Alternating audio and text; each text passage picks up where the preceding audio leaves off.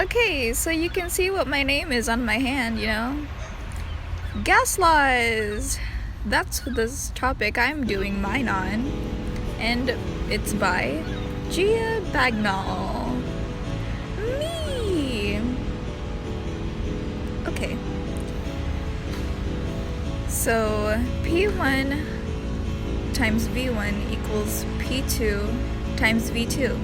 And that's Boyle's law. So, the P's on both sides are pressure. So P1 and P2 are pressures. And V1 and V2 are volumes. Okay, that's good. V1 over T1 equals V2 over T2. And that's Charles' law.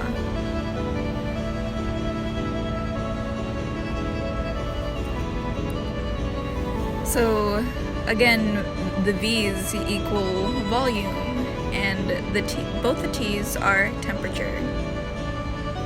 Key. Temperature. So the next one is P1 times V1 over T1 equals P2 times V2 over T2.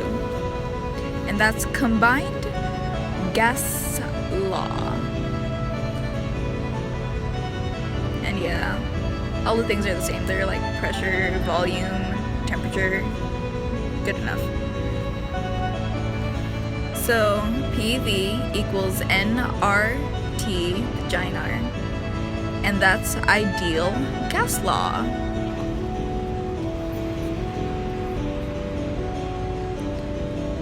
So R equals 0.0821 atm.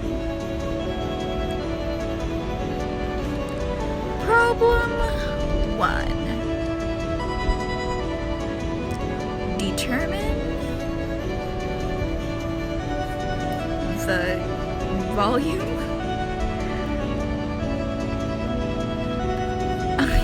occupied by 2.34 grams of carbon dioxide.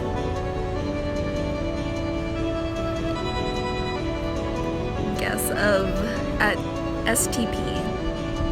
So that's your problem. 1. Rearrange the equation.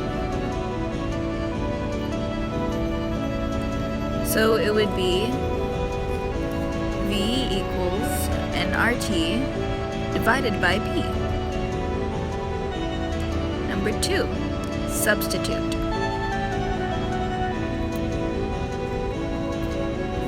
Equals 2.34 grams over 44 grams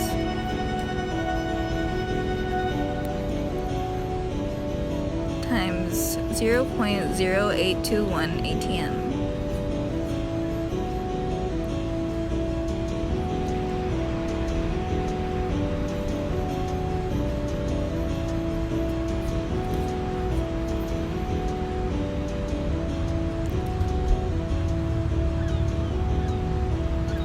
Times 273K divided by 1 atm. So the answer is 1.19 liters to 3 sig figs, which is significant figures. So yeah.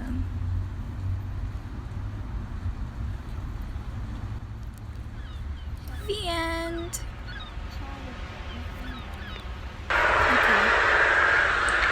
Hi, today I'm going to be doing a tutorial of the Lewis structures by Kat Aquino.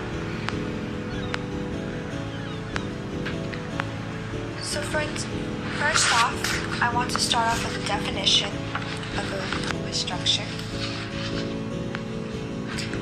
Lewis structures are diagrams that show the bonding between atoms of a molecule and the lone pairs of electrons that may exist in the molecule.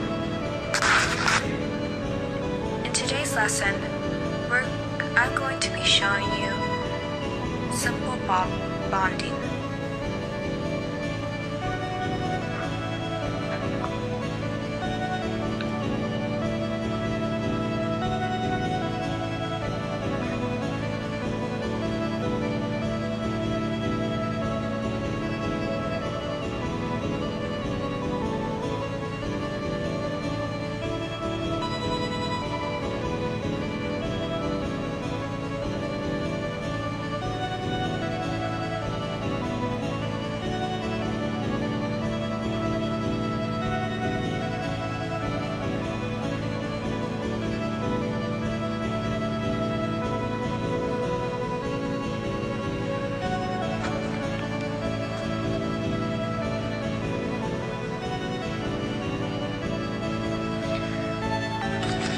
The next definition is the Lewis diagram.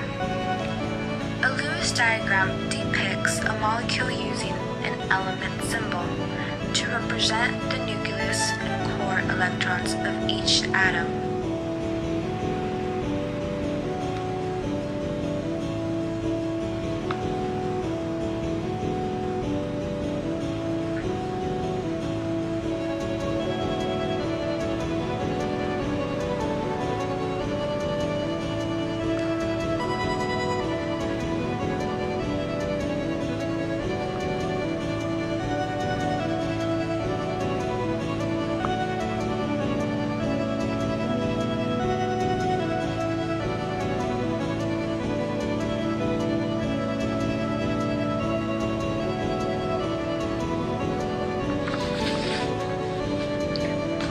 First example, we're using sulfur and fluorine.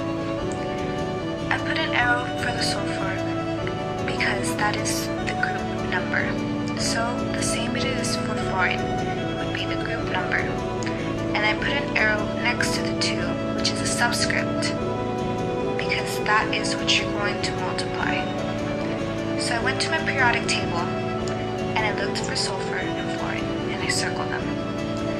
Next, I highlighted the 16 and 17, which is the group number, which I took away the 1s, which became 6 plus 7. So I put the 6 and I put the 7 down for the group number. Then I put the 2, which is the subscript of fluorine, and that turned out to be 20. Next, I put the S in the middle and I put fluorine on the left and the side, and the left and the right side. Then in order to make the electric bonds good, you have to add 8 valence electrons to make them happy. If you see there, the ones up here are equal to 8. And those lines count as 2 electrons. Next example, we have CHCl3, which is 4 plus 1 plus 7 times 3, which equals 26. Then I'm putting carbon. Then I'm putting hydrogen on the top and the 3 chlorides on the right and left and in the bottom. Then I want to make 8, of course, 8 valence electrons to make it happy. The only exception is for hydrogen. It is allowed to have 2 valence electrons.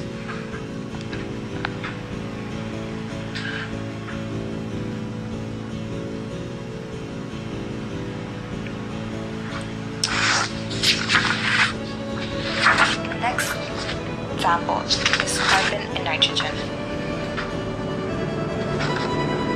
4 plus 5, and as you see, there's a negative there. So when it is negative, you want to do the opposite of what it is and add 1, which 4 plus 5 plus 1 equals 10. See, and I put 3 lines, which would be 8 valence, 6 electrons.